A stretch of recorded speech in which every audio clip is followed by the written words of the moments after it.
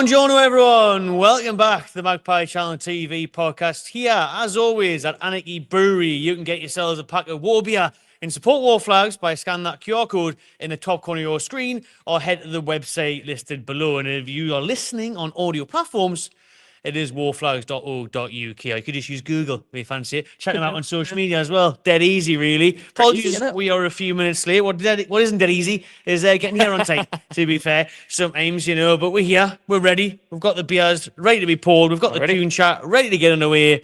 And it's good to see yous in the comments as well. You poured yours? What have you poured then? What have I poured? It was a bit of a rush. I can't remember. Citrus Star. So it's the a old classic. It's a classic. You can get that in Morrison's and things like that, can't you? Quite an easy one to get hold of, the Citrus Star. But for the rest of the exclusives, you got to come down here to Anarchy Brewery to get your hands on the good shit. Well, I'm not driving tonight, so I've got the 5.5% Cult Leader. Neither am I. So that looks lovely. Evening, everyone. Evening, Jackie. Evening, Adam. Evening, Aaron. Ian, as always, as well. Good to see the regulars and the new viewers as well. Please do subscribe and like if you haven't already. And I've actually changed the settings. So if you want to comment, you have to be subscribed. Thank you. I've done that one. Yeah, even the haters have to subscribe. Yeah, even the trolls have to subscribe if they want the voice heard. But we're all right here on a Tuesday night, to be fair. But we're very much better than all right. Okay, after that, very good comeback against Nottingham Forest, which, there's only one place to start tonight. After we actually talk about David Coote. Oh. The title of the podcast is Joelinton the Redeemer. I got that from someone who commented that on the live match reaction today. I liked it. I loved it. I'm going to use it. Stole it. Yeah, I liked it too much. So, Joelinton the Redeemer. We're going to talk about his career at Newcastle United and the turnaround he's done after that recent performance at Forest. But obviously, the news yesterday that swept the world of football was David Coote's leaked video dropping the C word on Klopp and calling Liverpool SHIT.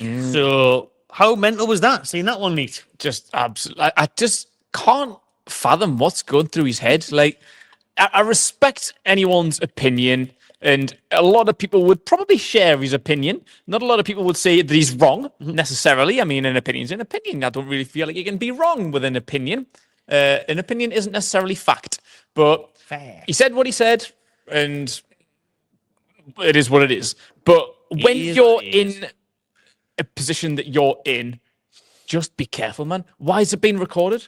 I just don't understand the whole dynamic, because it's not like a proper interview. It seemed like he was on FaceTime or something with a mate, and he just had his phone. He's recording. He was sat there. It was like selfie mode, asking questions, and it seemed like pals. Obviously, he was effing and jeffing. As you would do with a pal. And I don't know if you've seen that other video where he says make sure this doesn't go out anywhere. Aye. And it was you're putting it on camera though. It doesn't matter where it's going or who's got it or if it's just between you and your pals.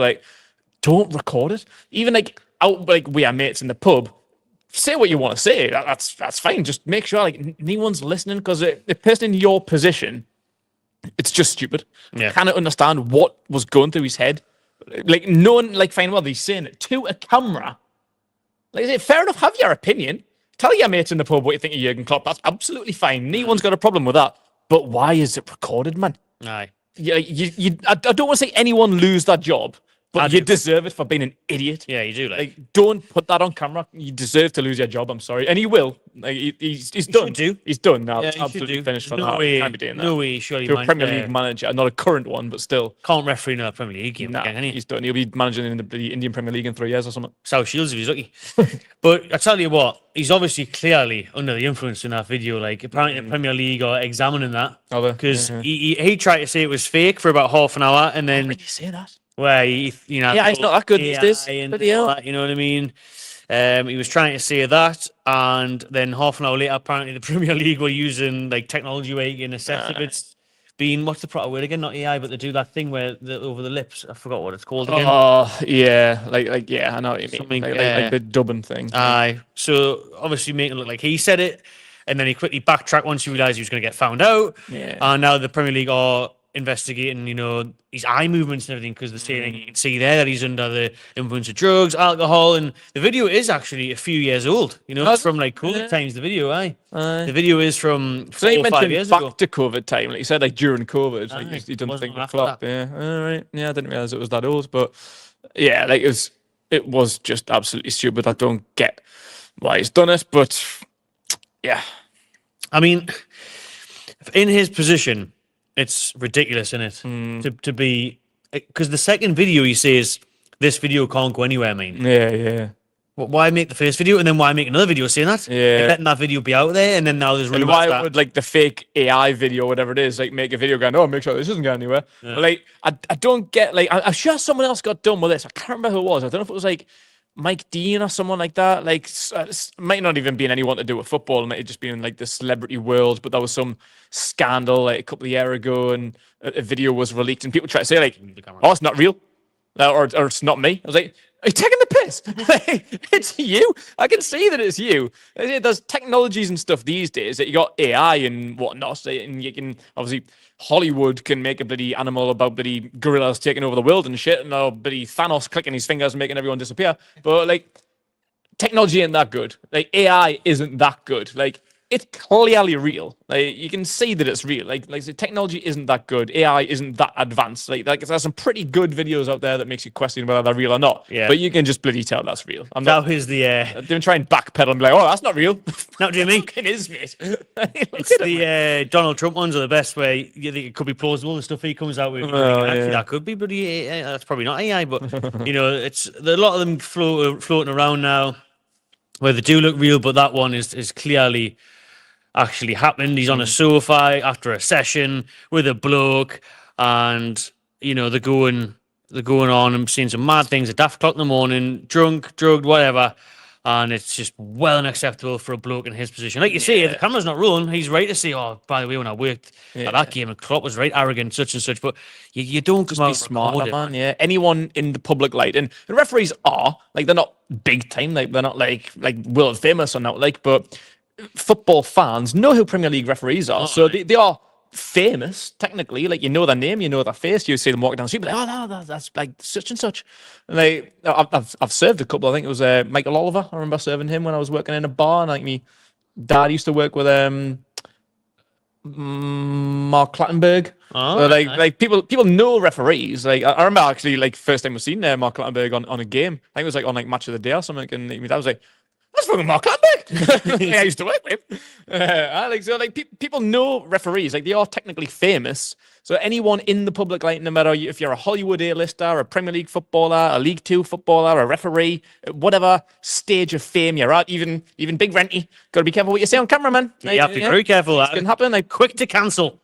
YouTubers can get cancelled. Anyone in the public light, anyone can get cancelled. So yeah, anyone in his position, say what you want to say, but make sure no one's listening. There's no bloody cameras on you, man. Like, it's just stupid. What was your experience like serving Michael Oliver then? He was alright. I think I served him a couple of times, actually. He came in. This was in Cromlin, and he's from Ashton. So he used to go into, I think it was the Block and Tackle in Ashton all the time. I think that was his local. But great name for a pub. Appropriate for a referee as well. It is, yeah. So I served him in Cromlin and Wetherspoons a couple of times. And I remember one time, it was just before the Premier League.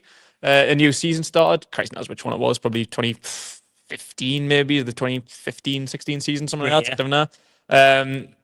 So it was like a few weeks before the season started, and I said, like, "Oh, are you looking forward to the season?" He goes, "Not really." I was like, "All right, cool." As far as that goes, yeah. Doesn't like his job like the rest of them, eh? Yeah. Ali might not put that way, but I was going to keep the conversation going and say, like, "Oh, do you know, like, have you got first game?" But after the first comment, I was like, "Yeah, anyways, enjoyed it." That's just shut down any banter there. Cheers, Michael. Appreciate it.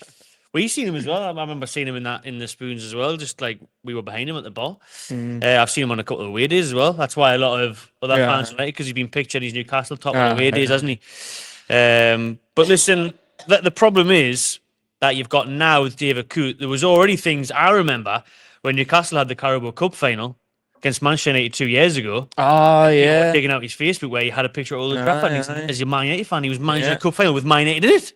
How the hell is anybody allowed to do that? Because the Premier League constantly say they're not going to be officiating in games that they might have an allegiance to anyone. Yeah, of course not. No. So obviously, Mike Oliver can't referee Newcastle games. Yeah. Sunderland games can't referee. So it's mental. But the problem is now you've got the Liverpool fans digging out all the dodgy decisions you made against them. Yeah, and there was a lot of them. There was a few. Yeah, the Rodri handball and that. Some big crucial moments where he has impacted the title race and essentially took the points away from Liverpool that might have won them a Premier League. So terrible. Terrible. Bit of bias and stuff, because he's a Man United fan, isn't he, Michael Coote? David Coote. David Coote. Aye. Yeah. Obviously he's going to have them opinions about Liverpool, no matter what his opinions or experiences with Klopp is. Like, he's probably already going to have them experiences. So yeah, having a manager, referee a Man United game, a Liverpool game shouldn't be allowed. I feel like even if there's any other kind of connection, like the FA needs to kind of have these investigations with every referee just to kind of test your allegiance right down to your family. So take Michael Oliver or Mark Clattenburg or something, for example. Like, you know they're from the Northeast and you know they're Newcastle fans, but say he's got the accent, you're a Geordie, quite clearly you're from Ashington, and now you're probably a Newcastle fan. But what if he was a Man United fan? So then even if he declared himself a Man United fan, he still shouldn't be allowed to declare referee Newcastle games, because you might have family allegiances or any other kind of connection to the club, through your upbringing and things like that. So the referee need to be smarter about this, man. There's plenty of Premier League referees or any referees of any level to go around. We've got some from overseas. We've got that Australian Jared Gillett, people like that. There's any number of bloody referees that can do a game. They just need to do that checks clear. And is it Coote refereeing a Man United Cup final? Are you for real? I know. How the hell? Just hand them the cup. Just cancel the game. Just save the players' legs. 90 minutes. Didn't bother. There you go. I remember the first goal as well. It was a really soft foul on Rashford. That was the free kick that Man U opened the scoring against us, and Casemiro headed it in. We were poor on that day. Listen, we didn't deserve to get anything from that cup final, really, but definitely didn't help with that decision with having a Man U fan in charge. Is that the way forward then? Getting in foreign refs instead? People who definitely haven't got any connections and ties with... I mean, there's a lot of foreign players in the Premier League, so there isn't necessarily any need to have... I mean, the clap on English ones. Every week we talk about how shocking the referees are. Doesn't matter if that be Spanish, French... Spanish and French. Italian. 50-50. Yeah, Spanglish. It's Italian. Yeah, it's Europe, innit? The referees do international games, European games, it doesn't really matter. He went on to do the final, didn't he? Oh, yeah. Because when he's doing the gladiators, he's got the title. Yeah. So it doesn't really matter where they're from. There's loads of Brits obviously managing in British English divisions, but we're just getting an Australian. But yeah, why can't you have foreign ones? It doesn't matter. Yeah, all it is refereeing the game, and there's a million foreign players on the field, so it's not as if language barrier really matters. As long as you can blow your whistle and show the red card, that's all you need, really. Simple as that. Simple as that. You know what I mean? Bring back Pilugi Collini. Oh, yes. I mean, what's he doing? He must have had a couple of bends and they're not ready to referee yet. What? Pass the torch, Pilugi. Junior Collini. Pass the torch. But yeah, mental video. We'll see what comes out with the referee and PGMOL on David Coote's future. Sure, there won't be much of it, to be honest with you. No, yeah, done. Done and dusted. Has to be. Fizzy sausage. Love watching you lads drinking cans on a Tuesday when I'm off the drink until Friday. But I'll tough it out. Just get one, mate. Do you know what I mean? You can't fizzy sausage, man. Do what you want. Get on a fizzy sausage. How you sell a fizzy paint? Go back and watch the Euros. Says Aaron in the Premier League, the standard officiating is night and day. Foreign referees are definitely the way forward. Totally agree. Right then, let's talk about that tremendous comeback on Sunday afternoon. Newcastle were 1-0 down at Nottingham Forest and they came out 3-1 winners. Let's first of all talk about the main man, Joelinton. Joelinton, the Redeemer. Before we talk about his career and kind of recap some highs and lows, that goal, man. How he just shifted it back on his left foot. Oh my days, what a finish. It was. It didn't look natural either.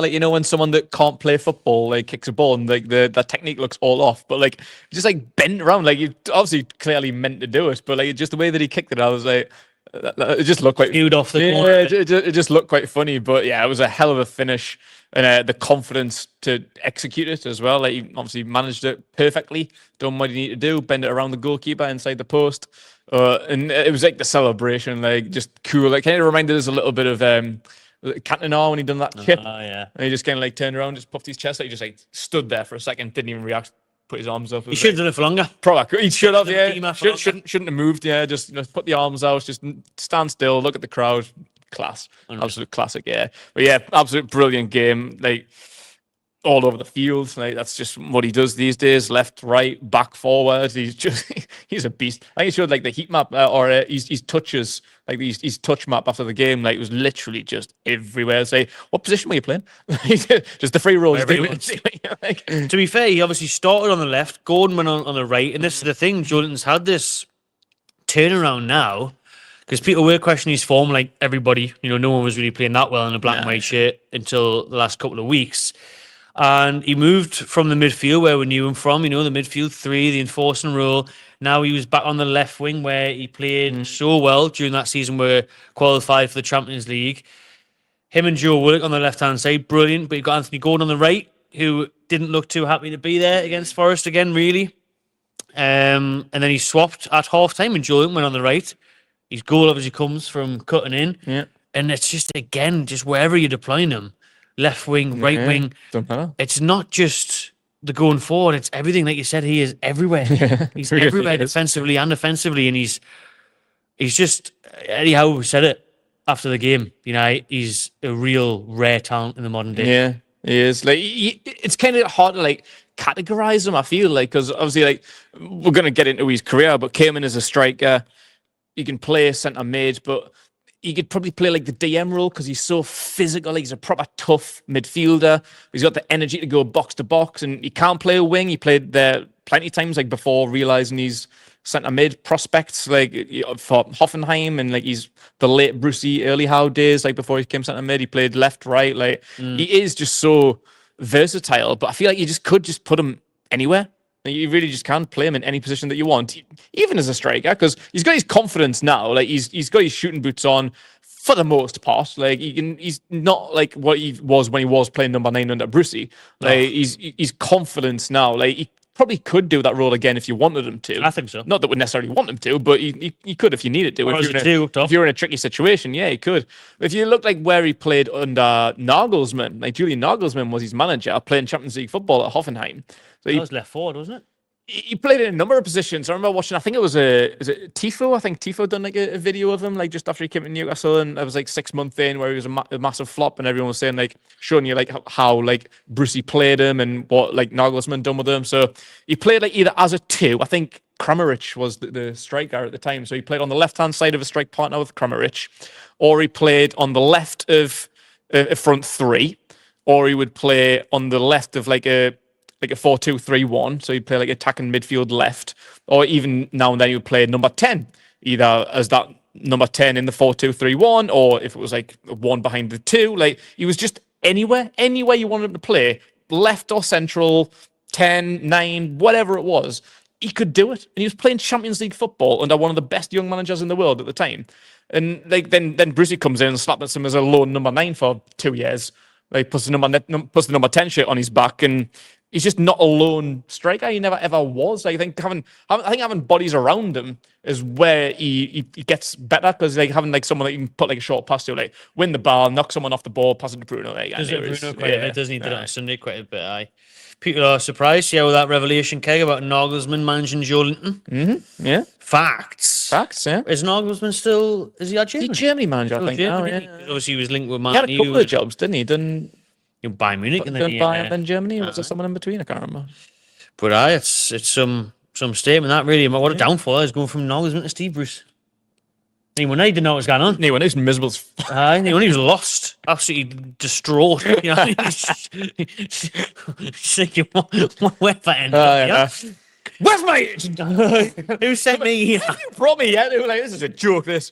You're fired. Who sent me to this wheelie bin with Steve Bruce washing bloody shampoo off his sponge in the ice bath? Shite this. Freezing. Can't score against Rochdale. This is it, and let's talk about it, because the Joelinton revelation, that the Redeemer is very true, because obviously the crazed the Redeemer in Rio, Brazil, where Joelinton's from Brazil, but also the redemption of his Newcastle United career from the 40 million field flop to this absolute monster of a player. Yeah, central midfield only dynamo. Yeah. 40 million is very true. Midfield dynamo, but he's a winger, and then he's smashing him in like R9. He's just some ultimate player. Yeah. But it wasn't always that way, was it? Oh, certainly not. No. Yeah, it was very frustrating. That's it. Like the blame has to come to Brucey and the team, because I think it was a Mike Ashley decision. Not so surprising, because I remember he was linked into January. I think literally just after we broke our transfer record for Miggy Almiron. In the January, there was links like, oh, Newcastle's going to spend £40 million on a strike. I was like, shut up, man. We just spent £24 million on a bitty South American from America. Like, we're not going to break our transfer record. twice within 2 weeks. It's took me bloody 12 years to break this one. Michael Owen was still the bloody club record transfer before Mickey came in. Like, shut up, man, that's not going to happen.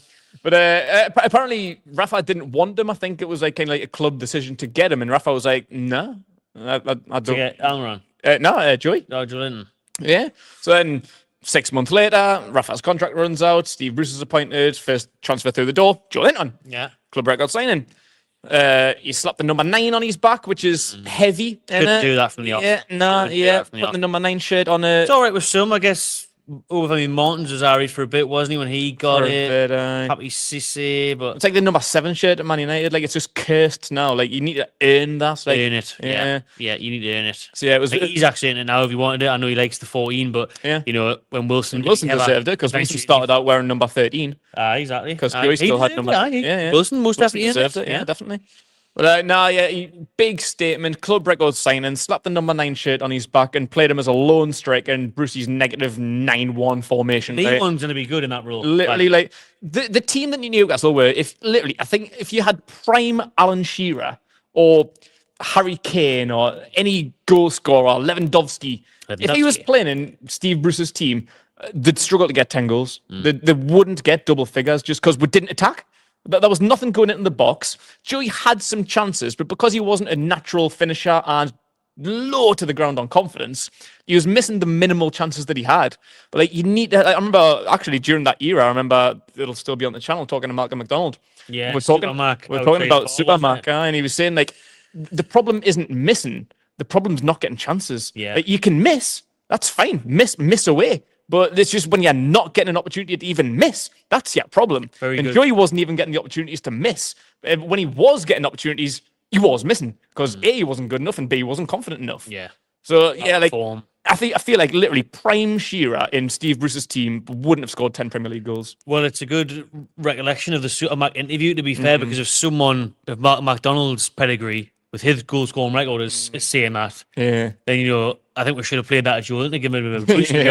If someone like Mark McDonald who scored goals for fun is saying you're going to miss chances, it might give him a bit more belief. Do you know what I mean? Because he was only getting a couple of chances a game. It's only right that he probably did miss them because he wasn't, like you say, getting an abundance of chances. I watched even Spurs' game against Galatasaray last week, and Osherman scored a brace, but he should have scored 5. He missed loads of chances, and he's meant to be a £100 million striker. This is still scored 2. Exactly, but that's the point, isn't it? That we're making that you might score 2, but you need 4 or 5. You need a handful of chances. You can't just expect to have a 100% ratio. One shot game goal, anyways. That's why a lot of people got on Isaac, to be fair, though, a few weeks ago, because he was missing one-on-ones and that. And they're so used to him scoring everything he did. Even the game against Forest at the weekend when he scored, and then moments later, he had a volley that he screwed wide. Yes, and everyone's like, he should have scored that. And it's because you expect that of him. Probably should have scored it. But, you're allowed to miss chances. So like Joey, and I remember, I think like where it came to the lowest point was you mentioned Rochdale away. My God. January 2020, just before COVID. Obviously his first season, just after New Year. I think if I remember rightly, it was probably the 2nd, maybe 3rd of January 2020. Rochdale. Orange shirts. Yeah, we drove down to Rochdale, FA Cup, 3rd round. Wasn't for it. Great little team, to be fair. I really enjoyed it until the game. Yeah. Chippy across the road was nice. Oh, shit, yeah. We did a bit with Mater in the FA Cup and... Matchday with Max. That's it, Max. Good lad. So everything was great until we started watching the players on the pitch. Absolutely to be fair, we took the 1-0 lead, didn't we? Miggy scored in the first half. It was all right. Like we had some chances, though. We had about 10 chances. And they had loads as well. In the first half. We dominated them in the first half. We should have been 10-0 up. But we went into the locker room, 1-0 half time, saying, that's all right. Then, we came out second half, and then, they should have won that match. They came back strong, Very lucky that we got a replay of that. Then Joelinton in that second half, like, it was like Space Jam. It was like someone like stole his talent. It was like, I was like, I don't know what's going on here. Like, he was just the worst player I think I've ever seen on a football pitch. But imagine putting a compilation now of his past couple of years in already Howe, and then his compilation under Steve Bruce. You'd be like, this can't be the same. Not the same person. This is definitely no way. This is AI. Joelinton under Steve Bruce maybe AI. Stole someone else's talent. It's not. That can't be real. Deep fake. I think that's what I wanted to use earlier. That's the word I wanted when about the speeches and that. That was a deep fake of Joelinton before Eddie Howe came in, because it can't be the same man. No. That day at Rochdale, the Crown Oil Arena. That was correctly. Couldn't touch a ball. Yeah, I Couldn't remember travel, I couldn't had a, pass it, couldn't shoot, couldn't move. I had a pure rant in the car park, just booting off before we came home. Interviewing Brucey, not Steve. No, I mean Brucey, who's been on the channel.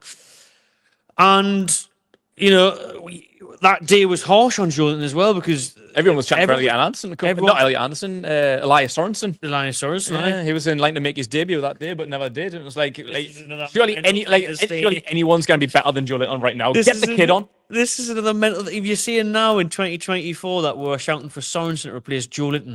Sorensen is he at Portsmouth now? I think so. He's done alright now. Portsmouth, yes, sorry. He's done alright. Come back, but he did have to go back to Scandinavia and some mad leagues. Yeah, he was in Denmark. I had a couple of loan spells in. But on that day, I was saying, it was harsh on Joelinton. I feel bad now looking back because a lot of the vlog, everyone in the away end was booing him. Yeah.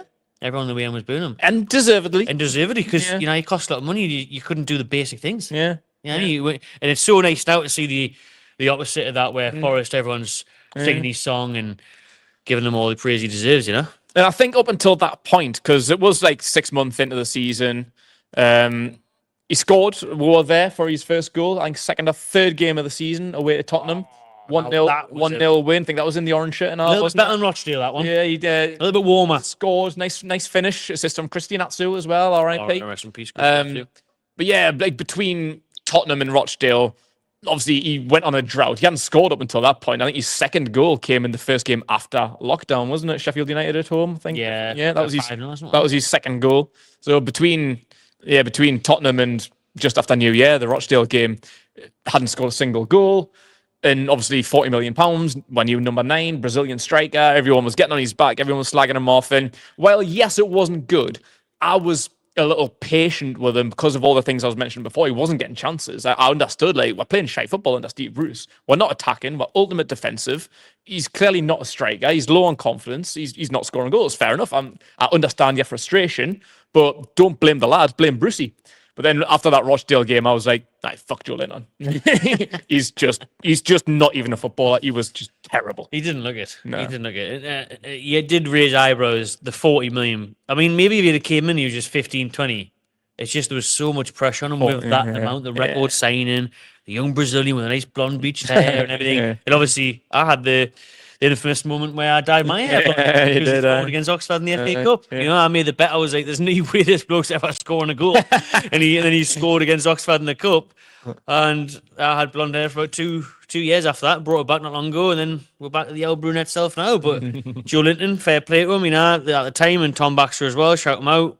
Oh yeah. We did a video call with Joelinton. That's still the channel from back in the day. You can check that out. Me on the FaceTime to Big Joe, and he was spot on. He's an absolutely sound bloke, lovely bloke, and I don't please more than anyone. I remember doing a podcast with Gallagher Shots, shout out Chris and the lads there as well, that Joelinton was my favourite footballer when Eddie Howe just took charge, and we had a bit of a laugh about it. And I was saying, he's going to come back and all that. There's a player there, and I didn't expect it to be this good, but I thought hopefully there's something there, and he's turned it around and.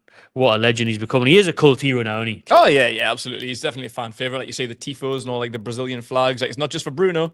Everyone thinks it might just be for Bruno, but it's definitely not. Well, the Redeemer thing works well because Joelinton's got his on the Redeemer and the Gallagher end, hasn't he? But for me, I think a big turning point in Joelinton obviously was when Eddie Howe came in and turned him into centre mid. And we've got to shout out Kieran Clark. Would you? Shout out Kieran Clark. Sure he's watching. But prior to that, I think a big thing for Joelinton was in two parts. I think after his first season, obviously we knew that he wasn't a striker, so we went out and spent £20 million on a striker. Brought in Callum Wilson, wore the number 13 shirt. Joey kept the number 9 because we had Andy Carroll wearing number 7. So I think Wilson coming in as a striker to take that pressure off from scoring goals was a big help. But I think his second season, once Carroll left and then they'd done the shirt change, I think that was massive for him. I think taking that number 9 off of him was a huge relief off his shoulders. And also, Wilson's there to score goals. So even Brucey was playing him like out wide. He wasn't playing him as a striker. Obviously, he hadn't realised he centre mid potential then. So even before Eddie Howe came in, and even when Eddie Howe first came in, he was playing like out wide. He was playing on the left and right, where he was playing more for Hoffenheim. And you could see like there's a player in here. You could, but he's not. He hasn't got like the pace of like Sir Maximin or Almiron. Like he's not fast, but you can tell like he's not terrible. Like there's a player in here that's quite clearly not a striker. Stick him out wide on the front three. He's all right. But then, yeah, what really obviously changed for him was A, Eddie Howe, B, Kieran Clark getting sent off against Norwich. what? That's the best sense. I was at that game, and I was trying to work out what we're doing because it was like 9 minutes in, wasn't it? Took down, I think, Pookie on the end of the box, and I was just trying to work out what was going on. And I seen like I was like a must win that night. Looked like, I thought, wasn't it? Well, it was, yeah, because we hadn't won a game all season, and obviously on. Norwich were relegation rivals. So yeah, I was just looking around, and I seen like it looked like Joey like dropped back. I don't know if he must have been playing like on the. I think he played like right under Eddie Howe for these first few games. It must have been Maxi on the left or someone, and I think Joey was on the right with Wilson up top, and yeah, I think I seen like Joey like drop kind of like left side centre mid. I was like, what's going on here? I was like, I know how to switch things up because of the red card, but you're playing Joelinton on centre mid. What's going on? I think he was man of the match. He was class. I think he just put him. I don't know how must have spoke about this, but I can't remember. He must have just thought, with these strength, body power, energy. We'll drop him into midfield. It was just an instinct thing, yeah. And then he was just unbelievable. I think it was the game after that was maybe Man United. I think would maybe drew. I can't remember if we won. That was 0-0, but I think it was man of the match against Man United. I think Cavani scored the equaliser. Yes, that sounds about right. But he was just bossing everyone, like getting back in like a left back position, just smashing everyone out the way and like clearing the ball. And he was like, "What is going on here? Why does he look like fucking prime Patrick Vieira?" It's absolutely insane. He did Patrick Vieira special out of nowhere as well. The thing what Eddie Howe does see, which I remember as well, is that I don't know why he didn't see the performances really under Steve Bruce, but he said as soon as he went on that training ground, he says from day one, Joelinton's just been an incredible footballer, an unbelievable athlete. Yeah. So he was surprised that he wasn't always hitting the ground running. Yeah. But no matter if you played him on the left, as a 9, as a right, as a mid, under Steve Bruce, that style of play and those tactics, you got to struggle to get the best out of anyone. Aye, absolutely. You really are. Aaron with a funny comment here. I was here when Joelinton kicked the ball at his own head. Got to be the best transformation in football. Can't think of anyone else. Remember that? But you know what it is, though. Like, in all fairness, I think that was under Eddie Howe. Like, maybe was it? Yeah. Like, I think maybe it's just before he turned centre mid. But yeah, like, because I remember he scored on Eddie Howe's first game. I was at that game. That was Brentford 3-3, which Eddie Howe missed because he had COVID. I remember that. And Joelinton scored, and I think I missed that goal because I was having a piss. Good time. I do remember that, yeah. So I missed Joey's goal that game. But yeah, he did. I think that was just after that. So that was in the Eddie Howe era. I think he just kind of more like lost his foot in the game. The ball kind of came across to him and he tried to like scoop it from behind him. It wasn't at a very good angle for him. But yeah, it did look terrible. And that was like, if you want to like clip up a bit of just saying how shit Joelinton used to be, that is a great clip. But in fairness, I do get like it was a little bit behind him and it wasn't like the Eddie Howe era. So yeah, well, I'll let him off for that one. Yeah, we'll let him off for that one. Yeah, it looked bad, but yeah, I don't think it was as bad as made out. Yeah, I may torture myself tonight and go and watch those Rochdale highlights.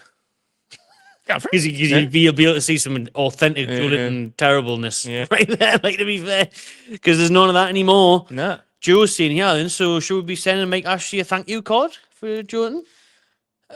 40 million bargain. He only cost 40 million. I suppose. Yeah, I mean, at the time, it was definitely questionable. Best thing that Mike Ashley's ever done in the end? I think so. Agreeing the Saudi and the sale of...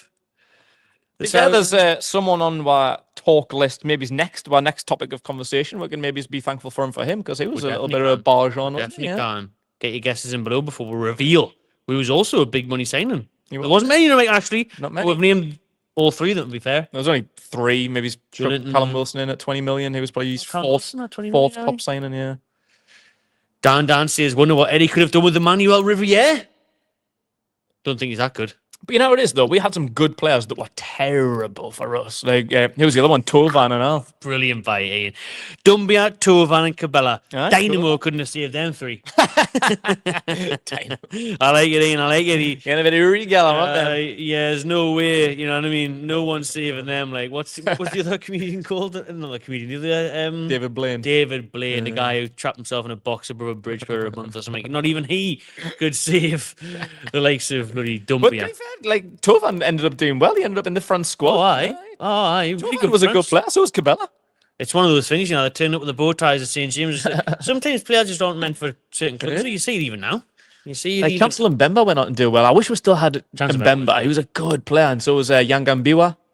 Oh, Mbio was brilliant. I think if we kept them for a bit longer and kind of seen over through like the takeover bit, like they could be ballers. I mean, Probably not a good example to use after his performance against us at St. James Park a couple of weeks back, but Michael Marino has obviously been on a very good thing now. Obviously, didn't do well in that game for us the other week. But I haven't really seen him doing out this season, to be honest, but he's still a good player. But yeah, scored an important goal with Spain, the Euros, won the Euros, did very well in Spain. I think he'll do all right at Arsenal in the end, you know.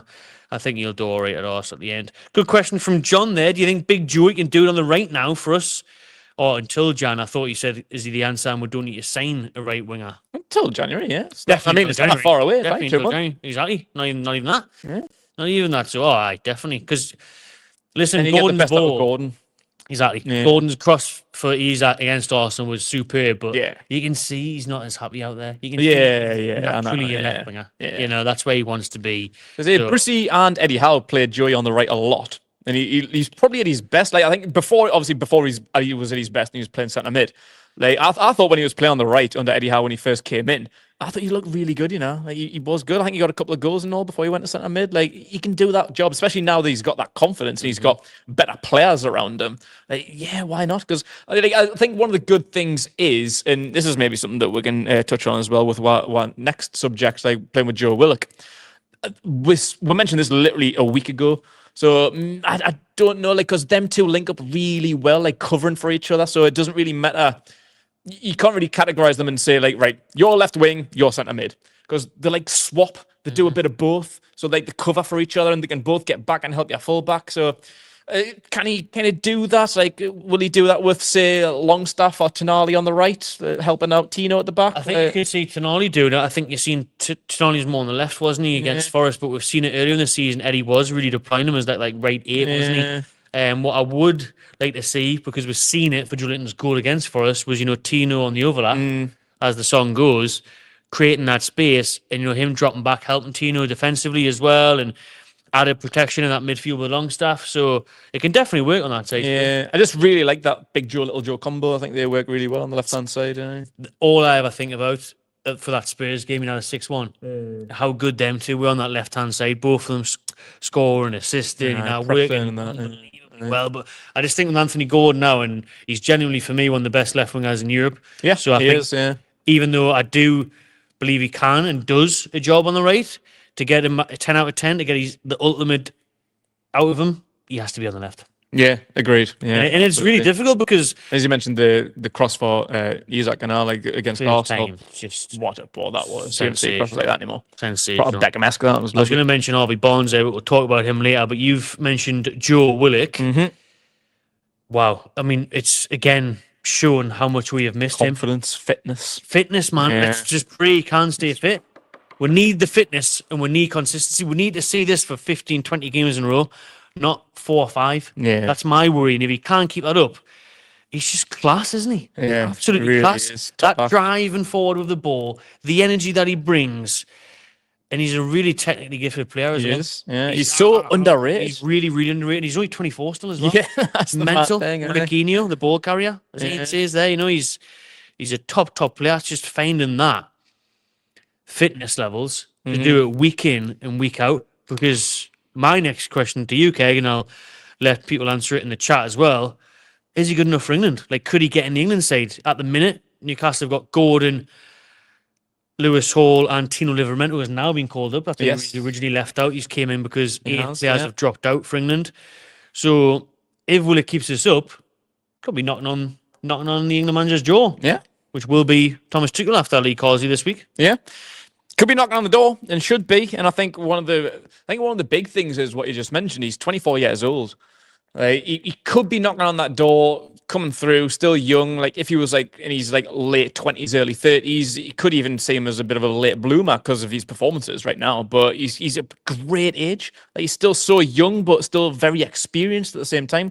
But like, so yeah, I feel like he could be. But you just look around and see like who else is there. But what I'll say before I go into that, before I forget, while it's fresh in my head. Fresh. If he was still at Arsenal, he'd be in them. I would, yeah. If he was playing in the top 3 in the Premier League, yeah, he'd be there already. Definitely. I really hope Tuchel doesn't do no this, doubt mate. about it. But yeah, I think just because he's at Newcastle, he's on the fringes. But you look around, like the last tournament, Southgate took. It was the Adam Wharton. Yeah, you think, didn't play him like you that. Look around and think who's in the team now? Who's in that last team, centre mid wise, that you would think like I'd take him out, like Angel Gomez or something like. Angel Gomez. Who would you pull out to replace him? That's the thing. Like there's only so many spaces. I'd have to bring up the squad to be fair. Yeah, I can't think off the top of my head. But, there's players in there at the minute. And there's players on the cusp as well. Yeah. Gibbs Whites and stuff. Based on form, like Willock's absolutely smashing it. But I feel like because he's at Newcastle, he's always going to be a bit overshone. And there's only so many players that you can overshine for so long. Like Gordon's deserved it, like especially off his last season when he first got his first call up. No one in the left wing position deserved it more. And you're looking at Tino and Hall, probably the best 2 young English prospects that we've got at the minute in their respective positions. But yeah, like centre mids, like we've got some bodies. So he's up against it with the competition. But I say he's got a great age. He just needs to stay fit and stay in form and just make Tuchel have a think.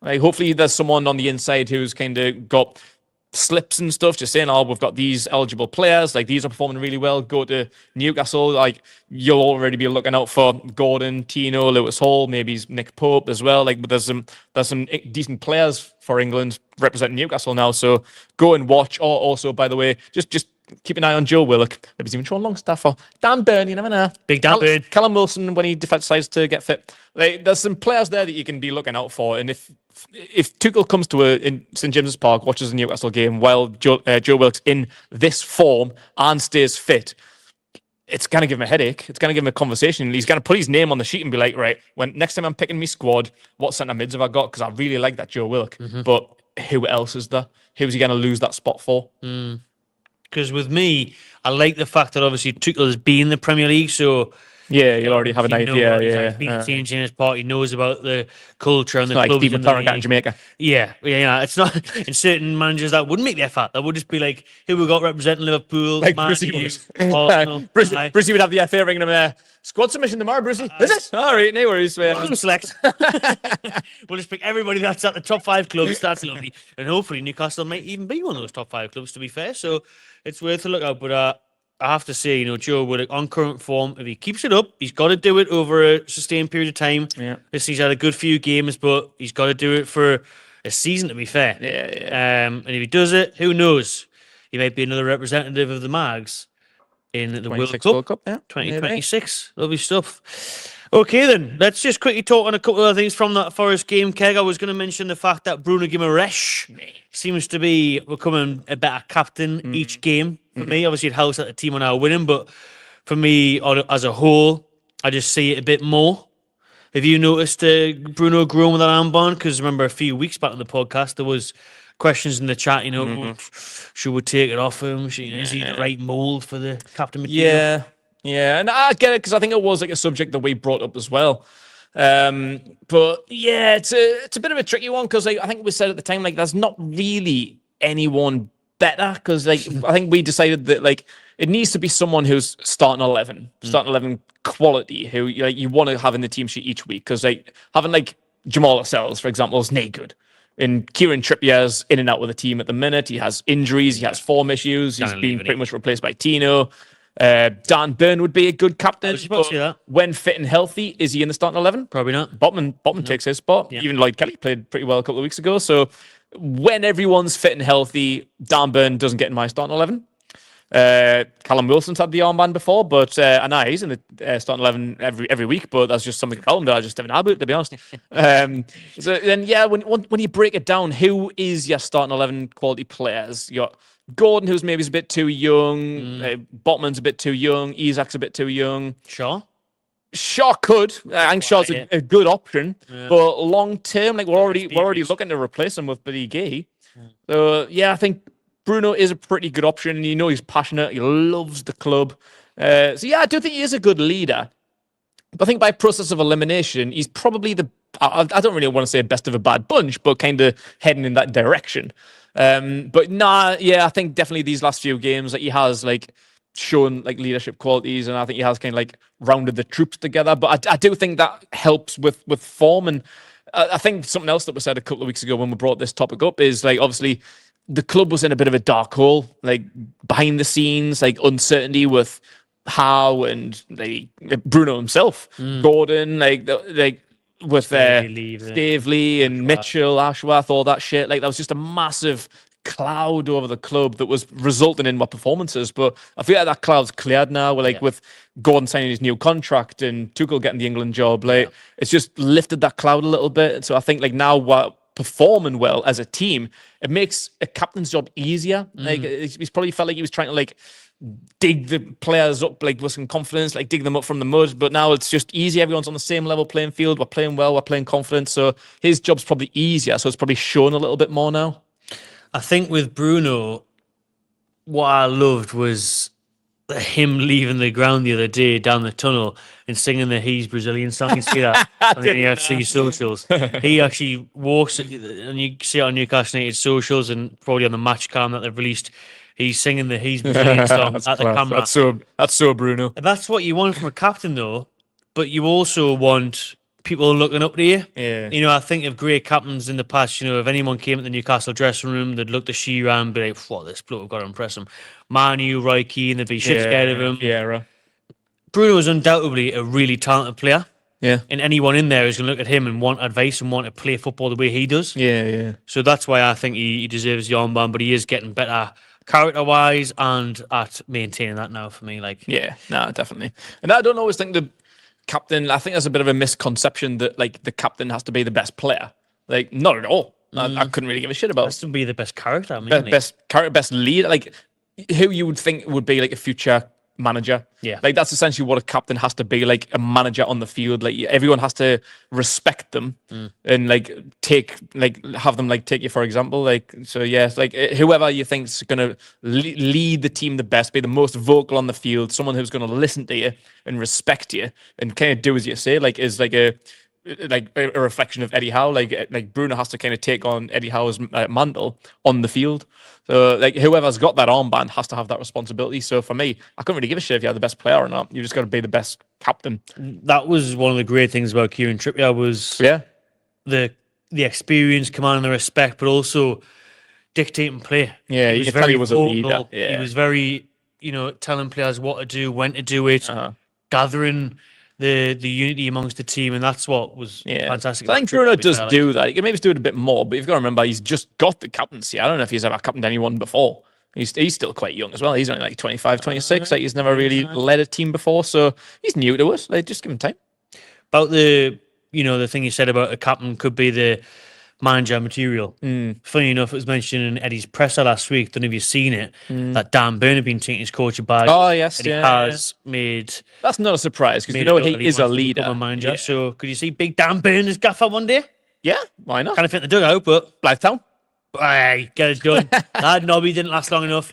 You start up Blythe Spartans, win a few FA Cup games, get us on the Prem and that. Yeah. I'd see that. I could say because let's say he is a leader, and I think he would be a good captain candidate. Obviously, he's a Geordie as well, so I think to be fair, he would be my top candidate. I would love to see Dan Burn with the armband, but as I mentioned, I don't see him starting 11 quality when Botman's fit. No. And we've even got a younger model through in Kelly at the minute. So he's a fantastic player, great squad player. Obviously, he can play centre back and left back as well. But when everyone's fit and healthy, Hall's a better left back and Botman's a better centre back. So he's not my starting 11 player, which rules him out of contention for me. But if there wasn't anyone better, if he was starting 11, then he'd be who I would want to see as captain. What about the next man we're going to talk about? Alexander Isak. He's on fire. 4 goals in 4 for him. Mm-hmm. Does he have the potential to become a captain as leading the line for Newcastle? Or to speak on Isak in general, like what a turnaround it's been in form for him? Yeah, in terms of leading the line, yeah, absolutely. I'm not entirely sure just yet if he's captain material, but like, he's still young and there's other candidates at the minute. But in terms of form, he's back, baby. Like I think he's another one who was really back. He was another one who was suffering from like the kind of goings on, like the whole team was. I think I need a broken toe, remember? Knee one. Yeah. No one mentions the fact Just that because broken toe. Callum Wilson's built the Pringles and William Azula's about 10 years old. Aye. He has to play. He just has to play. Like, there's nothing else you can do. Fresh Prince of Newcastle. Big Willie style. Yeah, it is. He was playing when he shouldn't have been playing. Yeah, literally. He resting has up, to be. Yeah. Finished his toe. Too Getting big a pedicures. pressure for him. You know what I mean? Too big a pressure for him to be playing 90 minutes week in, week out. Apart from the 60 seconds I think Big Willie got at the weekend. In fact, it was. I don't even think it was 6 seconds. 16, Yeah. I would put it down. So, yeah, he's just back. Like we know the player that he can be. The form that he's shown over the past couple of years. Like, yeah, it was a bit void at the beginning of the season, but the whole team was. You can't really pinpoint Alex for that. Class. He had that miss, but it was a swing and miss. It was a brilliant little dink into the box by Willock. It was. Horrendous. Yeah, it was good technique. Like, he hit it as cleanly as possible. Just swinged it a little bit wide. Like, it's one of them. Like I say, at least it was an effort. He scored one just a couple of minutes beforehand, so you brush it off. Like, we've still got a 3-1 win, so don't fret on that. It's all right. But yeah, he's back, baby. 4 and 4. Like, that's what you want from your main man. It is. Like, let's get some questions in. Just this one here from Jack, and do drop your questions in, people, for the end of the show. But Jack is flying over from the States, so I thought this would give it some attention now in case he signs off, which he shouldn't do. Should be watching for the full thing. But where's the best pre and post drinking spots? He's flying in from the States in December. He's hoping we're going to get a ticket in the ballot for the Brentford game. Good luck with that one, pal. Cross, Jack Sparrow. Good luck with that one, buddy. Well, enjoy your time in the Tune anyways. Fleet Street, got a shout out Fleet Street. Get yourself down there. New bar in the Tune. Great on match days. Great atmosphere. I love it down there in Fleet Street. Stack. And obviously the stack, but, probably not going to get in. Be rammed. Queues are going to be massive. You don't mind queuing. Just wait and get yourself down to Anarchy Brewery, mate, if you're here for a while. Yeah. The tap room here is open, which we're sitting in now on a Friday and a Saturday. Obviously, literally the best beers, and it's a good little atmosphere as well if you can get down Anarchy. But I would say Fleet Street in town, and then in and around the stadium, listen, always supporting the Strawberries and Shearer's Bar and stuff like that. So yeah, of course. Yeah, but good luck with the old tickets. There's plenty of them. Just do your research. Just Newcastle. We're known for drinking. Just Google some bars. Just go on a little bit of a crawl. You'll find them. Don't worry about that. Yeah. Blackwater. Yeah, you've got hundreds of options. Hundreds of options. Don't go to Blackwater. Yeah, well, unless you want to get in a black eye scram. If you respect your teeth. And, maybe not. Cheap though. Cheap though, huh? Save some pennies. Legendary stuff for Blackwater. Shout them out. Spot on, lads. Love the live. Sending my loves from the Magpie 24/7 guys. Here's Chris. Shout out Chris and Magpie 24/7. Right then, where we're getting on to now then is the Impact subs. Let's just round up the Forest chat with an appreciation towards the bench on the weekend there. Sandro Tonali made a great impact off it as well. He was getting us forward, wasn't he? Picking up the ball. I loved Bruno's dummy where he just forced the Forest player to fall over. Tonali ran forward, picked out the nice pass, got himself an assist. But Sandro off the bench, this mechanic quite squeeze him in the team at the minute, that midfield, because Sean's did so well since coming in. The results have picked up. Yeah. But Tonali was looking good, wasn't he, at the City Ground? Yeah, he does. Like, we've got a couple there and all. Like, there's, you're going to look at your team and think, obviously, Sandro's like a superstar. Like, he's the big name, sexy, big money signing last year. Obviously, just come back from suspension. That was a bit of a shame. So you want your superstars in your team, and Sandro is definitely it. And Harvey Barnes, as we're going to touch on in a second, started the season on fire. Barnesy. Like, and even got another goal, so he's still on fire. Like, still he's probably been one of our best players this season, really. But you look at your starting level, you go, oh, why is such and such not playing? But fair, I feel like the impact of subs is very underrated. Like Sean Longstaff does like the dirty work, like they kind of get stuck in the nitty gritty work that kind of goes a bit unnoticed. And then once they're a little bit tired, especially if you've got like a lead, if once we're like 2-1 up, get bloody Sandro and Harvey Barnes on. Like, you'd be like, what the fuck's going on here? We're not going to just see the game out. We're going to start another. Literally. Like, yeah, I think they're good for impact subs, but more than that, I think it shows you the depth that the squad has now. So it doesn't really matter what we've got left or right. We can put Joelinton on, Willock, Gordon, Barnes. We've still got Miggy and Murphy there. Centre mid, you got Bruno, Tonali, Sean Longstaff, Willock, Joelinton, Lewis Miley. Miley, like whoever you put on, like just the quality that we can make an impact on late in a game or whenever you need to win a game, whenever Eddie Howe sees fit. It's just meant to have these options because like, remember around about this time last year was when we were going through them injury problems and Miley was playing 90 minutes for about 4 games a week, like without a sub. Like, so now, like, we've got so many options, like so many like good options, not just like Osula. Like, we can do whatever we want. We can rotate whenever we want. The starting 11 doesn't have to be the same.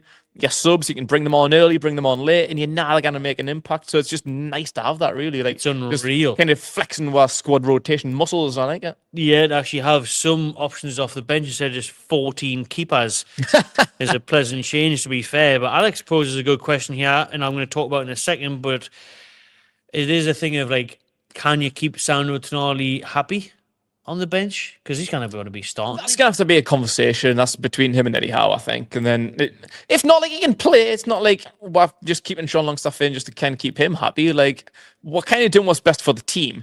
But there's no problem. Like I say, we can start whoever we want. Like, if Tonali wants to play and you bring Longstaff on later on, it's fine. We can do that. Like I say, ideally, you want to play Tonali, so I would understand his frustrations. But if he wants to be a team player, then, mate, this is what we think's best for the club. Like, if you didn't like it, jog on. Yeah. Alex is saying Tonali no-brainer captain material as he has been for Italy under 21s. I think he needs to play in the middle like he did against Chelsea. They were destroyed. He did. That's what I thought he was being brought in for, to be fair. Like, I'd like to see that with Tonali as the 6 and Bruno more of a number 8. I'd like to see that, mate. And Harvey Barnes, you mentioned people might not be happy about not starting a game. I tell you what, Barnes, I think he's just, unfortunately for him, maybe moulded to be the impact player. He is perfect as a super sub. Yeah. Because sometimes when he starts games, it takes him a while to get going. Sometimes I think he takes too long in his decision making. I think he's unbelievable off the bench because he'll just get the ball, run at tired legs, and always look for a shot. Yeah. And he's just absolutely built for that super sub role at the minute. Honestly, I think he's probably the best super sub I can remember for the team. In terms of coming off the bench, having an impact, scoring goals, doing it so well. And then when you start him, you think, he's more suited as a bench player. West Ham last year, comeback game. He'd missed about 8 months and came back. We're losing 3-1 and won 4-2. He's Luton, he came back after the injury. Came back, we drew 4-4. This season, he's still scored a few goals. He's probably been our best player this season because, like, even when we were in the bad times at the beginning of the season, he was pulling out goals. Like, Wolves away. Yeah. He's another one where you think, like, you deserve to start. Like, you're good enough to start. But as we mentioned before, like, Gordon's like your kind of marquee player and he's just getting the contract to prove it. So Gordon's your big investment. And he's best on the left. Like, we've tried to do that. We tried Barnes on the right, on the left, Gordon on the right. Didn't really work. And then Joelinton and Willock came in, and that did work. But then you can still see, like, Gordon's still not that happy on the right. So maybe you put Gordon back on the left and Joelinton on the right. There's so many things that we can do. But, like, it's just getting it right. It's a nice headache for Eddie Howe to have. Very nice. We can bitch and moan about it as much as we want, but ultimately, Eddie Howe's going to do what he thinks best for the team, and it's a good problem to have. Like, it's better than having anyone that can play anywhere. Like, now we've got too many good players in too many positions. Like, we just don't know the best balance right now, and that's a good problem. It is, and it'll be better when you have more competitions. Yeah. And this turn of the end, you've got the FA Cup, and obviously we hope we're still in the Carabao. And it's just a shame we weren't in the bloody Champions League this year. That's what I was about to say. Yeah, any European football, like group of death. Oh, we just got to injure all your players. All right, Sam. Group of death. Barnes hurts his toe and nobody knows why for 9 months. Like, he didn't get an operation. He'd be alright, and he's out for about a year. Sean Longstaff's got 2 broken feet. Bloody Botman's playing with an ACL injury. Oh, he's been on Bet365 too often. Oh my god, we didn't have no calm for it last year. Like, no calm for it. But one player who actually was pictured at Forest, who is still alive, is Matt Target. Who? Matt Target. All right. I think What's he do like? well, I've got no idea. I think he's in an American Pie movie. Oh, yeah. Our big Matty T, aye. Aye, bloody hell. Matty G Show is still going. The Shermanator is still alive.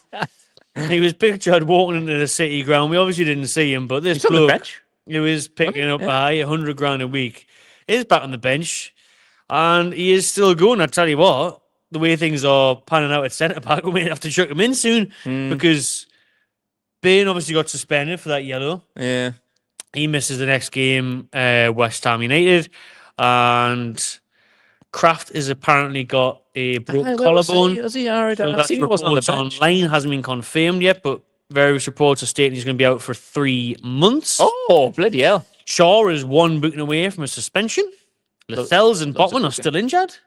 Oh, Lascelles. Oh, fucking hell. So I know I mentioned him before, but I forgot Lascelles. the is national player. centre back pairing against West Ham in the next game in 2 weeks' time after the international break, you'd imagine would be Lloyd Kelly on the left and Fabian Shaw on the right with, like I say, Shaw. Until they get to suspension, then we'll have to start thinking what we're going to do. Alex Murphy, that's who's going to have to come at this point. Tied with Joelinton playing every week. I'll be sent back soon. Murphy and Kelly at the back. Dumber time for Wigan Athletic. Should have kept him. Congratulations, Big Paul Dummett, Dummett. eh? By the way, Paul Dummett is finally signed for another club apart from Newcastle United, which is Wigan on a short-term deal. So enjoy yourself down there. His loan at Stackburger's ended. He's loan at Stratburg's ended. He's now working for JJB and Dave Whelan at Wigan Athletic. And what was them? Paul Jewell. Paul Jewell. Man. Yeah, I mean, legends out there in Wigan. But Target, listen, he's still gone. It'll be interesting to see him soon, eh? Yeah. I mean, I was always a really big fan of Matt Target. Awesome. But like we've got Hall now, so I don't really know what you want me to do about it. Like, you kind of got injured a little bit too much that you lost your place to Dan Burn. We brought Kelly in who can play a left back, and Hall's just absolutely killing it. So right now, yeah, probably like fourth choice left back On £100,000 a week. Yeah, it's not looking good for you, Big Matty T. Sorry about that. We need to sell him to Al Nassr. That's what we need to. Send him to Saudi. So it's a shame, like them injuries. It's just he's just one of them players that's had injuries, and it's just unfortunate that it's kind of ruined his career because I like him. I think he's a very good player. Prosperous in the loan spell. Yeah, when we brought him in on that loan spell, I thought he was class. I really liked him in his prior career at Southampton and Villa. I was always a fan of him. I thought he was a brilliant player for us to get at that time, and he was. Once we made the permanent deal, had a couple of games at the beginning of the season where he wasn't so great, and then ended up injured pretty much for the year. And then he just hasn't really able to get any game time, and any time that he hasn't really done anything to stand out. But then, yeah, in that time we've signed Hall and Kelly, so yeah, he's just basically our next Matt Ritchie, really, isn't he? He is, because he's struggled with fitness as well, though. Yeah, he's really struggled with fitness as well. But it'd be interesting to see how Matt Target's Newcastle United career pans out and whether he will still be here after the January transfer window. Because, like I say, I would send him to Saudi with a factor 50. Get the sun cream on, get a bit of money from him, get their wages off the book, and get him out there. But next up, the Premier League table. We'll touch on this before we talk about the national break and get your questions in for the end of the podcast. This has to be the tightest Premier League table that I can ever remember. We are 11 games in. Obviously, Liverpool have a 5-point lead at the top of the table there over Man City. People are dropping points week in, week out. But Newcastle are in 8th, which if you said that, you'd think, 8th. We're actually only 1 point off 3rd. that's mental. So when you say 8th, you think, I would say the European places there. We're not doing that well. Nah, it's not that good, that is it? 18 points Newcastle are on. Chelsea are 3rd with 19 points. Arsenal, 19 points. Forest, who we've just beat, that's how big that result was at the weekend, on 19 points as well. Fulham having a very good season above us on goal difference. Aston Villa below us on goal difference with 18 points. And Man United in 13th place with 15 points. And West Ham, who spent a lot of money in the summer, their manager Lopetegui, who we play next under a lot of pressure, only 12 points so far this campaign. There's only 4 points between Man United in 13th and Chelsea in 3rd. 10 positions. Yeah. 4 places, 4 points. 10 positions. That is crazy. Nuts, man. Ipswich won their first game of the league this season, the first game of the Premier League so far, 11 games in against Spurs, and now they're at the bottom 3. Crystal Palace, who everyone was bigging up Glasner and that last year, They're in the bottom three. Newcastle Gahey, boys, just letting you know. How much do you reckon he's regretting it now? Steve Parrish not selling Mark Gahey, 70 million you could have had, you greedy, horrible man. So you missed out on that, but Keg, that Premier League table, it's hard to call, isn't it?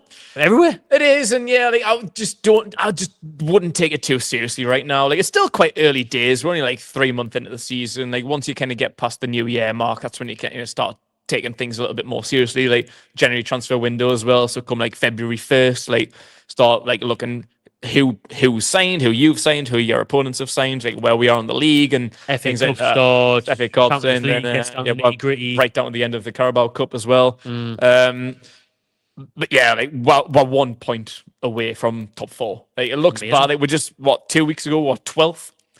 Like, a couple of wins, moved up to 8th. That's all right. We've got the form, so it's all right. But literally a point away from 3rd.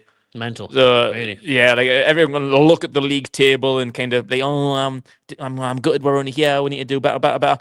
Look at Ipswich. Like I say, they haven't won a game all fucking season. Won one game and they're at the bottom 3. Like, yeah, this season's just been an absolute mental one so far. Like I say, it's still early days, really, and it's only like 3 months in. So, I just take everything with a little pinch of salt and just hopefully that the form can keep going and we can just keep picking up points and lift them to a higher. Let's do a bit of an early prediction then, since we are in November and we are in an international break. As Holly's asking here, where do you think we will finish at the end of the season? Premier League's so open. If we just look at the table once more, if you had to pick not just us, but just let's start at the top. Liverpool, do you think they'll hang on to that 5-point lead? Do you think they'll win the Premiership? I think we'll win it. Great, that's all I like to hear. We'll close that gap. Only 10 points off. Just really hard at the minute. Like Liverpool's looking good, and I didn't think they would. Me either. The change of Klopp. Not to do with Slot, really. It was more kind of like having Klopp leave. He was like their ringleader for so many years, but didn't even really make a signing. They signed Chiesa, who I think they meant to have already been looking to loan out. Just mental. Played about 10 minutes, hasn't he? City's on a bit of a downward slope at the minute. Lost the last 2 Premier League games, but I think it's like 3 or 4 in a row or something for them now because they lost 4 in the Champions League and the Cup. That off, man. Using new manager, didn't they? Yeah, so I didn't really know what's going on. Like Chelsea, I don't really feel like Chelsea are that good. Like consistent. Yeah, like I think they've been like that for a few years. Obviously, they've got Cole Palmer. They're playing better than they did last year, but I'm still not convinced on Maresca. Don't really know what's going on there. Forest aren't going to stay there. Brighton aren't going to stay there. Fulham aren't going to stay there. Newcastle, Villa, Tottenham, Man United will probably end up picking up points. I think Man U are going to be good under the new manager now. Yeah. I think Ruben Amorim's not great, but they'll improve. Well, he's still got the same. I think new manager bounce. Poor players. Yeah, they've got a January transfer window and new manager bounce. I don't think they'll finish 13th. There's only 4 points between them and 3rd, so it's not like it's that bad. Like, you're looking at Man United in 13th. What's going on there? It's that 4 could change in a weekend. 4 points off 3rd. New manager bounce. January transfer window. Ashworth. I wouldn't rule Man United out just yet.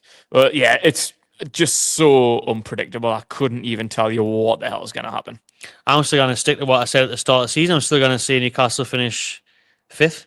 I think we'll finish 5th. Easily. Yeah. I'll be buzzing with that. Actually, need to make a bloody signing in the January transfer window, and then we should be all right. Yeah, that would be nice if we get the January window to make some signing. Keep the form going as it is. Keep everyone healthy. Happy days. Jackie thinks we'll finish 6th.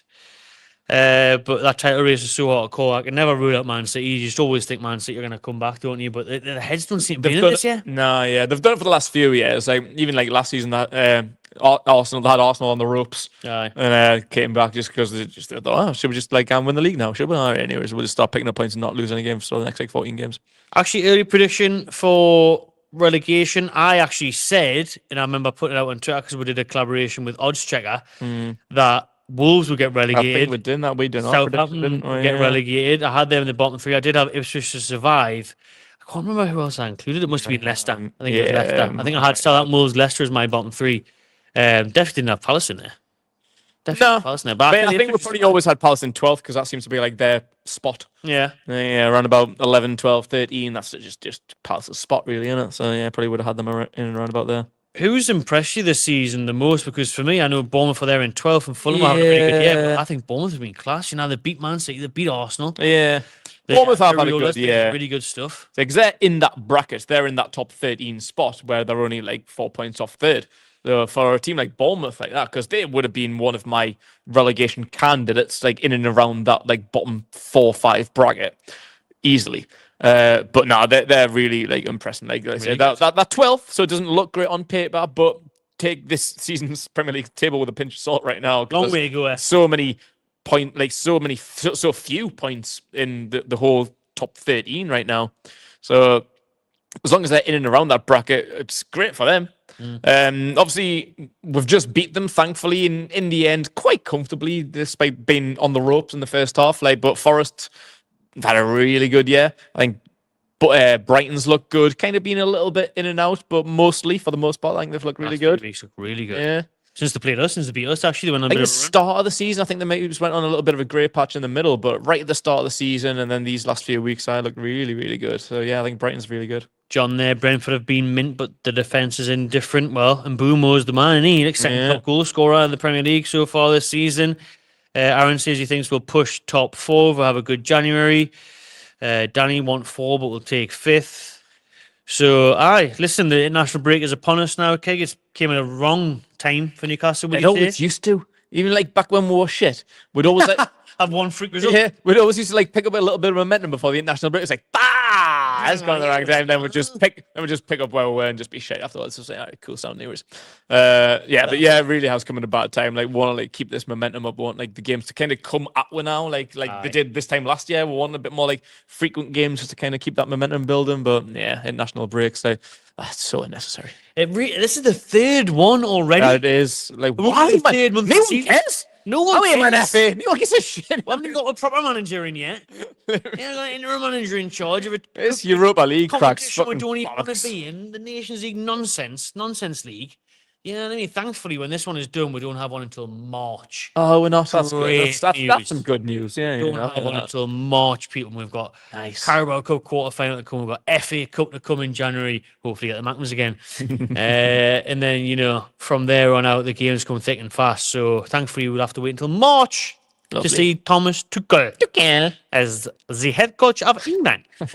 But the lads who aren't on international duty this week, Keg, will be in the Kingdom of Saudi Arabia. Wish I was. Very nice. Outside. Aye, very nice. I could do the town like Matt Target, to be fair. You know what I mean? You're Matt Target's town. Yeah, no. Me and Matt Target, baby. Town. Leave the fat 50 at home. But yeah, so a lot of the lads obviously will be flying out to Saudi. I presume tonight or tomorrow, to be honest, because they said they're going to have 3 or 4 days out there. Yeah, I'm not sure what that schedule is. Bit of warm weather training. There will be no games. We are going to be training at Ronaldo's home, the stadium that he plays at. Nice. But there will be no matches, which is a shame. Should have just lined up. Pre-season friendly, like when Kieran Clark got sent off. When Kieran Clark just nearly. That's why he got sold. He pissed off all the Saudis. You moron. You just fucking choke slam some Saudi for no reason. That was probably like the prince's cousin or something. You just absolutely nearly murdered him on the pitch. Fucking idiot. So no, there's no friendly. Unfortunately, it'll be nice just to watch that on an UFC's website or whatever. But they are going to be enjoying themselves for some warm weather training as the temperature has definitely dropped in the Toon this week. Yeah, it does. Freezing outside. Snow must be coming. Christmas is coming, but. Nice little break to Saudi. Listen, enjoy the warm weather training. They deserved it. Yeah, I like on the brushy day. If these last 3 games hadn't have been picked up, then you'd be like, you don't deserve it. Stay in the cold of Newcastle. Like, work hard. Get yourselves on that. Freeze a Benton. Get yourselves on that bloody Benton training pitch and work hard. And under Brucey, like he would just be like, no, just go and do what you want. I'm going to Marbella for a week. He literally did that. Yeah, he did. I'm off to play golf. We're in the bloody relegation zone. Haven't won a game all season. He's like, hey, just go and do what you want. Do it on. I'm going to Marbella. I'm going to eat loads of paella and play loads of golf, drink loads of cruise campo. You just do what you want. Yeah, I'll see you the day before next game. If you're lucky. Might not be there. One of the Steves might be in charge instead. Yeah, fair play to them. They've deserved it. Hopefully it's a bit of fun. Well, obviously it's for work. It's work purposes. Oh yeah, business trip. Have some fun in there as well. Why not? Enjoy ourselves, boys. Yeah, expense that one. Listen, they'll be getting trapped like kings in the Kingdom of Saudi. Oh yeah. Next few years, 5-star hotels and everything. And listen, fair play. Like you said, they have deserved it. Enjoy the sunshine. Keep the training up. And hopefully this international break goes quickly before we play West Ham on Monday Night Football. So we've got to wait the full weekend as well. That's a bit stinky. Stinky. Ian says, I want a Derby back badly. What do you guys think? I do. Oh, it's coming though. I do. Funny enough, I was out on the weekend down the fish game. One of the bar owners there, one of the barmen recognised me and he was giving it the bonjour. Shout out if he's watching. I forgot your name. Sorry, I was saying intoxicated. But he was saying, bonjour and all that, dropping the lines. He loved the channel. And then the manager came out, the owner of the pub. He didn't have a clue because he was a Mackem. Yeah. But he was actually really sound, to be fair. He was nice bloke. And I was saying to him, I want the Derby back. Yeah, for a Mackem. I want the Derby back. And I do. I want the easy 6 points back. The stress and anxiety of Derby is awful. But after that FA Cup win, I just love Derby. Yeah, we're kind of worlds apart now from the 6 in a row. Worlds apart. Worlds Can apart you now. and East Lades? Yeah. Distant memory, thankfully. I'm indifferent. I get your point of view. Yes, I want to play them every season. So if that means them being in the Premier League, then so be it. That's fine, whatever. But if we get 6 points off them, great. But there is a big anxiety about it because there's always that little. Even if we were top of the league, unbeaten, they were bottom of the leagues, no wins. There'd always be that little demon in the back of your head going, what if we lose to the Mackem? It's just they'd have nothing to lose. You just kind of no expectations. You just kind of live with losing to the Mackem. So there's always that like heart palpitations on Derby Day. You just never want to lose to them. But yeah, at 8 a.m. We are worlds apart now. So I've enjoyed the last 6-7 years where they've been down in League One. I've enjoyed them rot, but. Credit to Sunderland, where it's due, the top of the championship, doing well. Yeah. So they're not technically rotten anymore. So while they're top of the championship, might as well just fucking promote them. Just give them derbies back. While you're there, you've survived the rot. Congratulations, you've gone through your suffering succotage. Hopefully you've enjoyed that. And just top of the championship now. Just hurry up and get promoted so we can smash you next year. Bring it back, aye. Easy 6 points. Get your questions in for the last bit of the podcast where we very briefly talk about England v Greece on Thursday. Then they play Ireland on Sunday. The main thing I want to talk about, Keg, is we're going to see Lewis Hall debut. Yeah, I mean, I feel like there's a real possibility. Yeah. Because if and a Tino Livramento debut, maybe. Now he's been called up. Yeah, maybe. But that's what I was going to touch on because left back is a massive issue for England and pretty much always has since Ashley Cole left, really. We've gone through... Yeah, bloody Wayne Bridges and Leighton Baines and things like that. But for the past few years, we've had the injury-prone Luke Shaw's been tremendous there when fit, but he's just cannot be. We're not in the kebab. Ben Chilwell and Trippier's been playing over there. Yeah, Southgate loved him there. Yeah, Trippier's retired now, so it's between him and Rico Lewis, really. They're the only kind of natural left backs, but Rico Lewis is a bit versatile, plays on the right, plays DM, plays wherever he bloody wants, to be fair. So with Tino, Tino's always been up against it, right back over the past few years, even back when Trippier was there and you had the kind of rise and fall of Wan-Bissaka. He was an option for a while, but even then you got Kyle Walker, Reece James is injury prone a little bit, but you've still got Trent Alexander-Arnold. There's people, there's right backs. So we don't need Tino as much as I feel like we need Lewis Hall. No. But it would be nice to give him a little sub appearance just to get that first cap, because this will be his third call up now. Blue cap. Yeah, third call up without a cap. So it'll be nice to see him just get a couple of minute run out, get that cap. But left back, man, we need a left back. So yeah, there's no reason why Lewis Hall can't. Opportunities get at least one game. Even if we mix it up, start Lewis, start Hall, mix it up a little bit. Even off the bench, he's got to play, man. He's got to play. He's got to get some minutes, hasn't he? Yeah. Maybe more so Ireland on Sunday at Wembley. Maybe. Because Greece will be over there, won't on Thursday, because Greece did a number on us last time at Wembley in the last international break. Yeah. So those are 2 games for England in the most pointless competition ever. So we'll start talking about it now. I wanted Gordon to be pulled out. Calf issue, apparently, says John. Sending back Yemen fit for West Ham. Obviously, he did come off against Forest. This is what happens, though. It's mad, isn't it? Because the big clubs, your Chelsea's and Arsenal, wins the head off. Staying sending back, Saka went back, Palmer went back, Grealish went back to Man City. Yeah.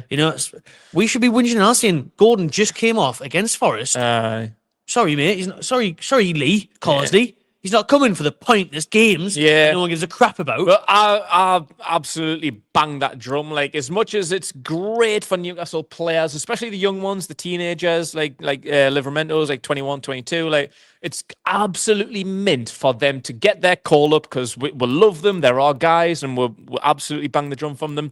And we want them to do well. We want them to represent our club, like have some Newcastle representatives in the England team. Love it. It's mint. Have as many as you want. But I couldn't give a shit, because selfishly, Yeah. I care more about Newcastle than England. Oh, absolutely. So, if any one of them goes away and picks up an injury, I'll be foaming. So literally, Imagine. I'd rather you didn't go, to be honest. Like, it's great for you, and I'm happy that you're getting their cap, but I don't care, really. Yeah. Like, I really, selfishly, I want you fit, and I want you to play that game against West Ham. Well, to be fair, Causey is liked Gordon, hasn't he? So imagine if he started him on Thursday night against Greece, then he pulls up after 20 minutes, and he's ruled out for a couple of months. It's just like it's just this pointless competition. Yeah. It's a glorified friendly. Like, who cares, man? Waste of time. Far too often. Let's finish off on this question from Jack, who did clarify that he is a Geordie from Ashton in America, who's coming across for that one. He says, do you think we will spend in January? And that is how we will end the podcast. Rub that crystal ball of yours. That's anyone's guess. Have to. I mean, I didn't like what Howe said in the presser last week, to be fair. He was obviously playing it down. He was saying January is a really tough month to deal with. How much it is. January is a bad transfer. No one really wants to sell in January, do they? But, it is a difficult window. That's when you mention, I just think of Amarim as a Man U coach. He's obviously going to probably bring in the striker that's fighting him in for Sporting Lisbon, Gilrikesh, or however you pronounce it. But it's not going to happen in January. No. So he's not going to be able to make many moves in January. So it's next summer where he'll be able to kick on. And it's a thing for most clubs. You can't do many deals in January, but we have to make an improvement on the last two windows that have been really, really poor. Yeah. And almost. Will we go back in for Gay with how well Dan Burn's been playing? Will we go in for right wing since Joelinton's doing well there? Will we wait until the summer? I wouldn't be surprised. But for me, we've got 50, 60 million there. We should be spending it. We want to win that cup. We want to get far in the FA Cup competitions. Lots of games coming up. Second half of the season, we have to sign at least one player. We have to. And we have to let a couple go. I think it depends who's available and all, because you say, like, we know where our priorities lie. We want, like, another centre-back, preferably right-sided, or in a right winger. But we've kind of covered quite well so far this season, especially on the right wing, whether it's Joey, Barnes, Gordon, Almiron, Murphy. Like, people can step up and do a decent job. So it's a priority, probably the top priority, but we're covering quite well. So if we're in a difficult window, teams are being a little bit difficult, but like, oh, well, we've got the rest of the season. We don't want to sell them because we want to play this out, blah, blah, blah. Like, and you know what Eddie Howe's like? Eddie Howe likes the right people, the right personalities, the right characters for the dressing room. I just say don't be, like, we will be disappointed. There's no way that we cannot be disappointed if we don't sign anyone, but just prepare for that disappointment, I would just say, because like, we should at least sign one person, one bloody player in the whole bloody transfer window, considering we didn't sign anyone in last year's window. We didn't really sign anyone in the summer, bar Big Willie and Black. It was just, and we know, like, we need to improve. Like, there's definite improvement needed, whether it's for this season or next. Like look at Gordon. We're saying Gordon in 2 Januaries ago, but he didn't really play much. It was more kind of like getting up to speed with the team and the physical demands that Eddie Howe needs. So he's getting sub appearances, and he was a bit frustrated. But look at him now. Like, that the very next season, starter, one of the best players in the league in his position. So like, try and look maybe a bit more towards the future. Try and grab someone who's maybe is available, who a team doesn't mind leaving, who you think will have an impact probably next year. Mitchell's got to get a work, mind. Yes. I mean, Mitchell's been employed as the main guy now, the big sporting director, big CV, big pedigree. He's got to get a work. He's got to have some targets lined up and get on it. You know what I mean? Ian makes a good point that we found Bruno in January. That January we had to find players, to be fair. That was a desperate We're saying Bruno, Dan Burn, 5 players or something on it. In the end, that was Bruno, Dan Burn, Chris Wood, Target, and Trippier. Yeah. And Aaron here, I've seen this report today actually as well. Okay, Almiron linked with River Plate. All right. Amron's linked with River Plate, and he actually has a River Plate tattoo on his back. Is it? Because he's a big River Plate fan. Is he? Yeah. Why? Yeah, South American. It's a bit weird. I mean Paraguayan, but who knows any Paraguay teams? Can't name one of them. So River Plate, Boca Juniors. There you go. All right. There's the big South American team. So he obviously likes the River Plate, red and white. How about that? Yeah. But apparently, the River Plate's president came out today, stating that they're interested in Almiron. They're going to offer him a contract in January, according to online reports. But also, the worry is that River Plate don't have much money, so Newcastle will be having to let him go for cheap, which they refused to do to Charlotte last summer in the MLS. Yeah. But listen, he's barely kicked a bar, has he? I think things would change, whether it was Charlotte or someone else, Saudi, whoever it is. Like going into the season, I feel like Eddie Howe did say that the holds Miggy in high regards, and you knew he did. That he started nearly every game last season when fit. Like Murphy came in and whatnot, but yeah, like this season he cannot get a game. Like there's too many players in his way. Like with like say mixing it up like Joelinton, Gordon, Barnes, even even I think towards the back end of last season, I think Murphy kind of took his place. So he did. Right now he's looking like my fourth, maybe he's even fifth choice right winger. So. Yeah, like you wanted more money from him in the summer, but you've proven that his value isn't really that much. It's like now, there's already players. Let him go. There's already players in the team that can replace him, but we know that we already want to fill that void as well. We know that's a weak position that we want to improve. So we'll sign someone else. Then he ends up a sixth choice right winger. Like just let him go. Like whatever you get. Like I think Charlotte offered about 10 million, maybe less. Just take it because he hasn't got long left on his deal. Just take anything. Just take anything. We'll see what happens. Anyways, there will be plenty going on in the podcast in the build-up to that January transfer window. It is the international break now. We do have to figure out a couple of things, don't we, in terms of days and times for the podcast. Next week might be a tricky one, to be fair, because Wednesday next week we will be at the Pete Graves event at Hilton. Remember, there is actually still tickets available for Pete Graves event at the Hilton in Newcastle with Philip, Albert and friends. So Albert's going to be there with a few of the other entertainers, your Peacocks, your Beresfords, Steve Watson. They're all there on the night at the Hilton in Newcastle, Gateshead, hosted by Gravesy of Sky Sports. Great bloke. So get yourself some tickets for that if you fancy it. We will be there. So I'm not sure if we'll be here next Tuesday or Wednesday, but we'll let you know. Just stay tuned to the social media, and I'll put it as a YouTube community post and mention it in the video as well near the time. But thanks, everyone, for joining us this evening live on YouTube. Cheers to everyone that is now listening back to the podcast, which is available on all audio platforms, your Spotify's, Google's, Apple's, wherever you listen to your podcasts, we will be there. Thanks to Anarchy Brew for hosting us. Cheers to Keg. Yes. And most importantly, enjoy yourself.